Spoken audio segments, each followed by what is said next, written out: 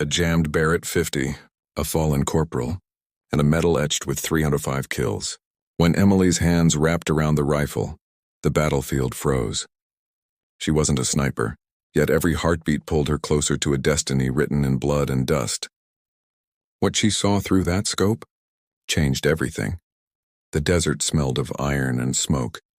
Emily pressed her back to the cracked barrier, her palms raw from dust and heat. Around her, silence pulsed between bursts of gunfire.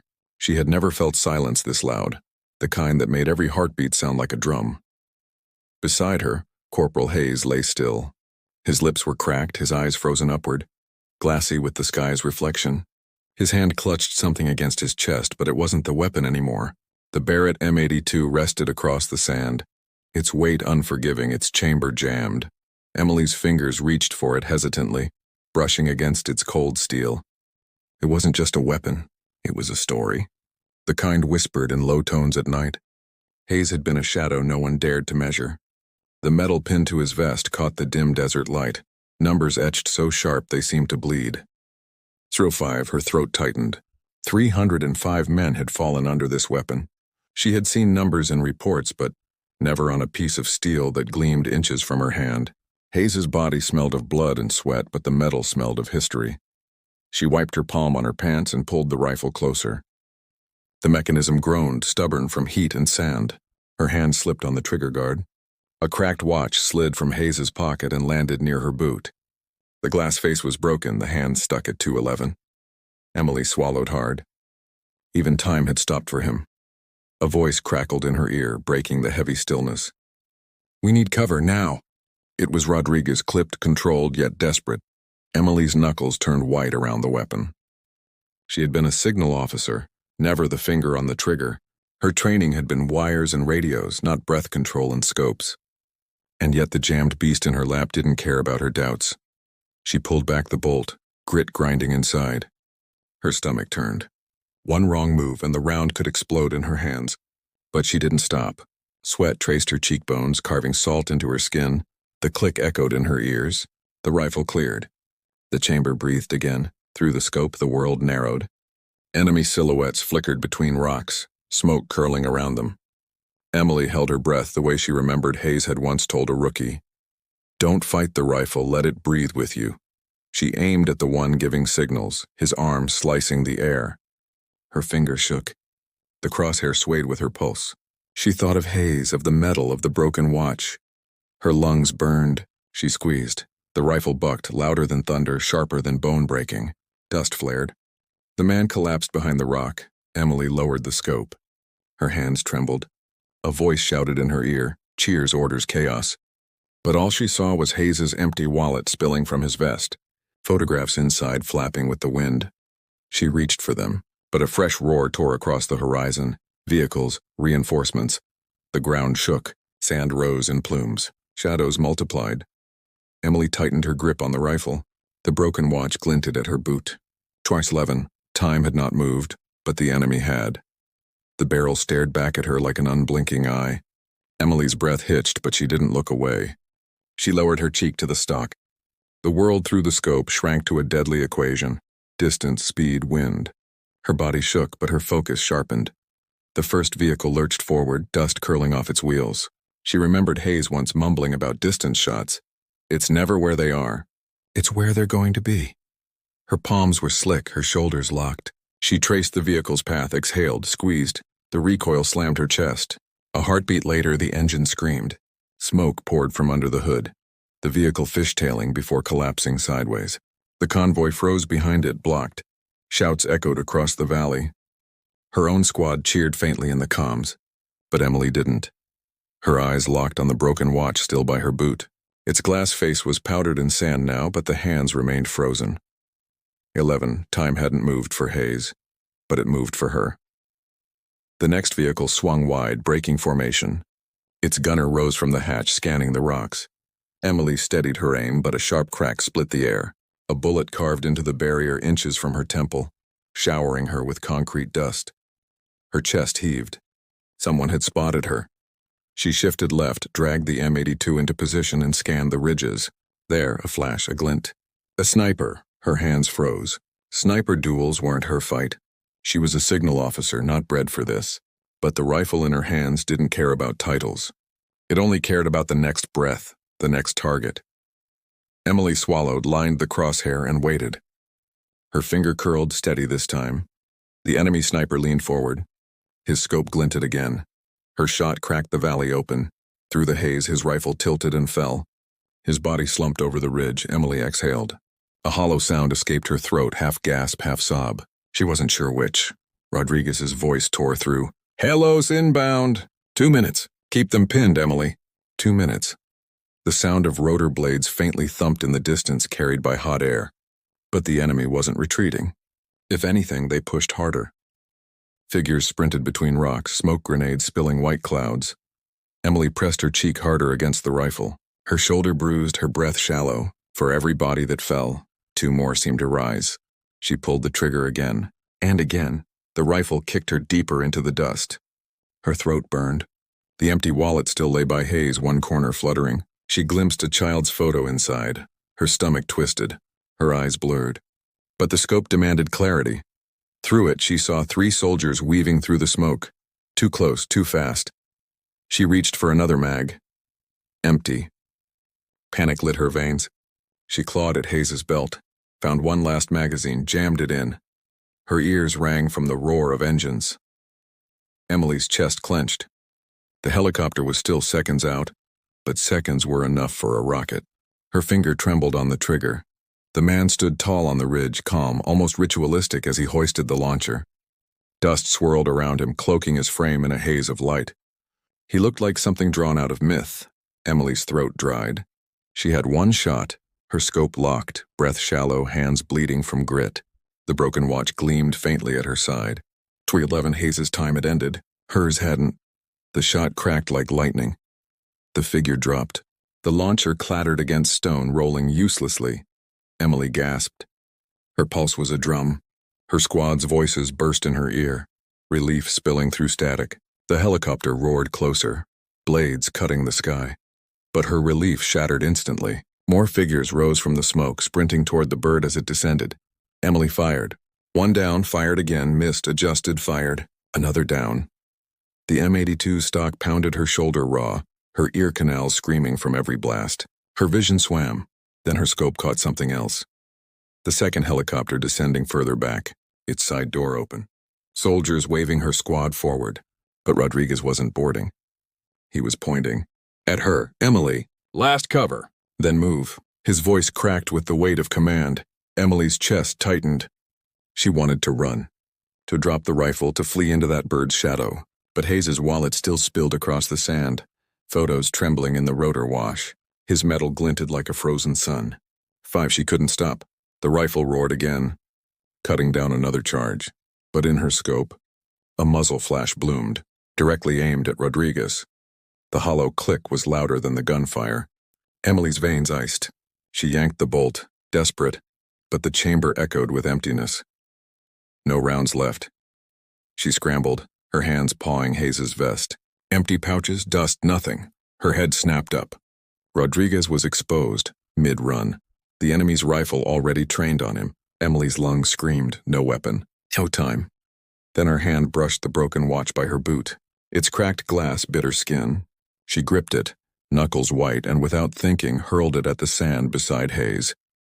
The clink drew her gaze downward. Under Hayes' body, half buried, another magazine. Her fingers tore it free, blood mixing with dust. She slammed it into the rifle. The sound was salvation. Scope up. Target in sight. Breath held.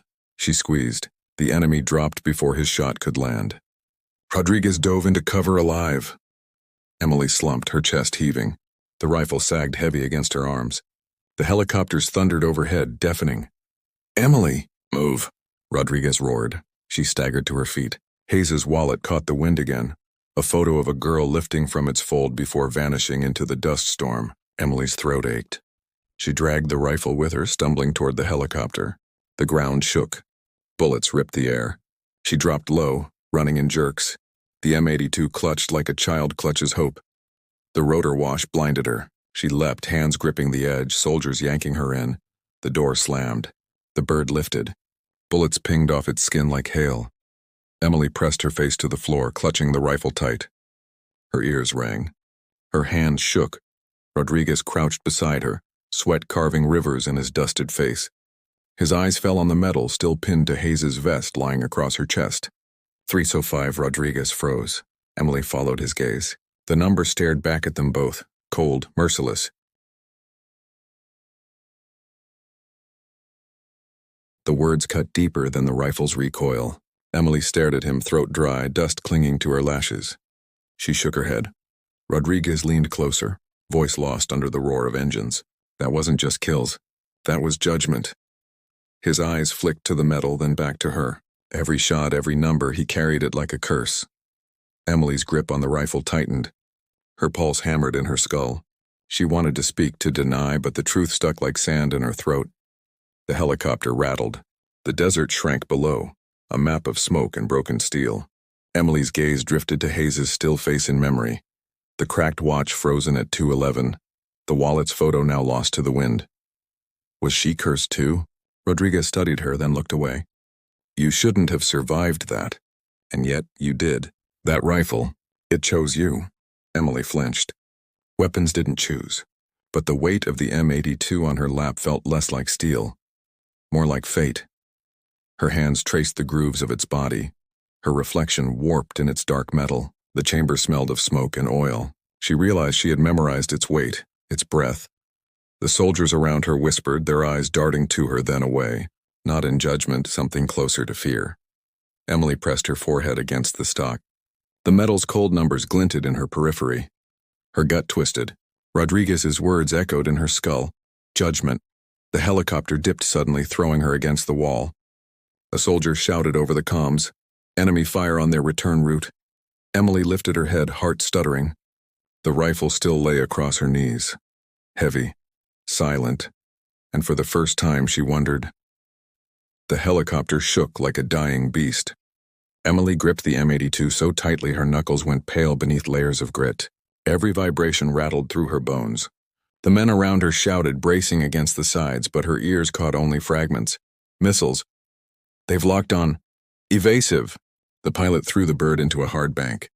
Emily slammed into the steel wall, her shoulders screaming in protest. The rifle clattered across the floor before she caught it again.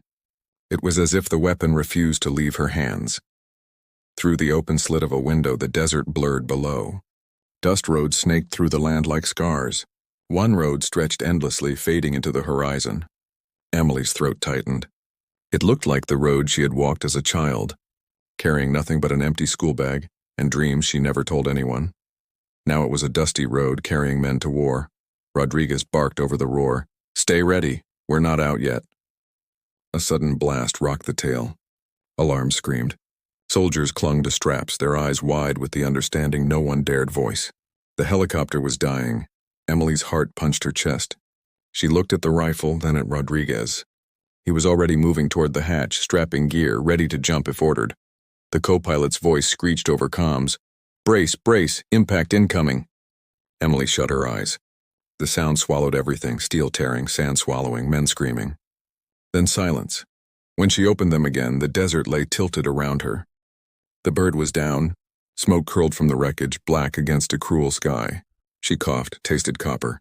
Her ears rang, but the rifle was still in her hands, untouched, as if it had been waiting. Rodriguez dragged himself from the wreckage, blood on his temple. His gaze found hers. He didn't ask if she was alive, he only pointed.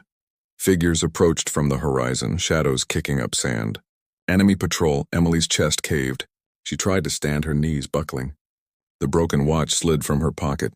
She hadn't realized she'd grabbed it before the crash. The glass was still cracked, hands still frozen at 2:11. She picked it up, pressed it to her palm, then shoved it back into her pocket. If time had stopped once, it could stop again. But she would decide when. Rodriguez's voice was hoarse, urgent. Emily, can you... He glanced at the rifle. Her answer was already carved into her. She shouldered the weapon.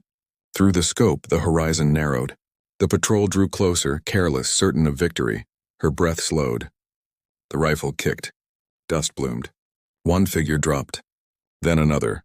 Rodriguez shouted, rallying the survivors to form a perimeter. But Emily didn't hear. The scope consumed her. Each shot broke the silence. Each body fell like a stone in water. The patrol wavered. Some fell back, but others pressed forward, determined. The M82's magazine clicked empty. Emily scrambled for more. Only one left. Her hand shook as she slammed it in. Emily froze. Her lungs locked. The figure in the distance was clear even through heat waves. The metal caught every shred of sunlight. Her hands trembled on the rifle. Was it a trick of the glass, a mirage? No, his stare was steady, cold, unblinking. The desert wind tugged at his uniform, but he did not move. Rodriguez shouted at her flank, but the words slipped past her. Time slowed. The watch in her pocket pressed against her ribs, frozen at 2:11, yet her pulse thundered. The man raised his weapon slowly, deliberately, as though daring her to match him. His stance mirrored Hayes's. His silence mirrored hers. Emily's finger hovered over the trigger. Her breath stuttered. She thought of Hayes, of the photo that had flown into the dust, of a girl's smile now lost forever. She thought of Rodriguez, bleeding yet standing, refusing to bow to fate. And she thought of the metal, numbers carved into steel, numbers that did not measure glory but judgment. Her scope shook. She pressed harder into the stock, teeth grinding. She whispered under her breath, words no one would hear. Not me, not my number. The rifle thundered. The desert swallowed the sound, then spat it back in echoes. The figure staggered, fell. The metal's shine dulled in the dust. Emily's chest heaved. She lowered the scope, blinking against the sting of sand and tears. The broken watch in her pocket felt heavier than the rifle. Rodriguez touched her shoulder. His voice was low, cracked, almost reverent. You stopped him. Emily didn't answer. Her eyes lingered on the horizon where the body lay still. The road stretched behind it, endless, empty, leading into silence. The helicopter wreck hissed smoke. The squad gathered in the sand, waiting for evacuation that might never come. Emily sat with the M82 across her knees, the metal pressed cold against her skin. She closed her eyes. For the first time, she felt the weight not just of 305, but of one more. And the desert whispered back, the number always grows.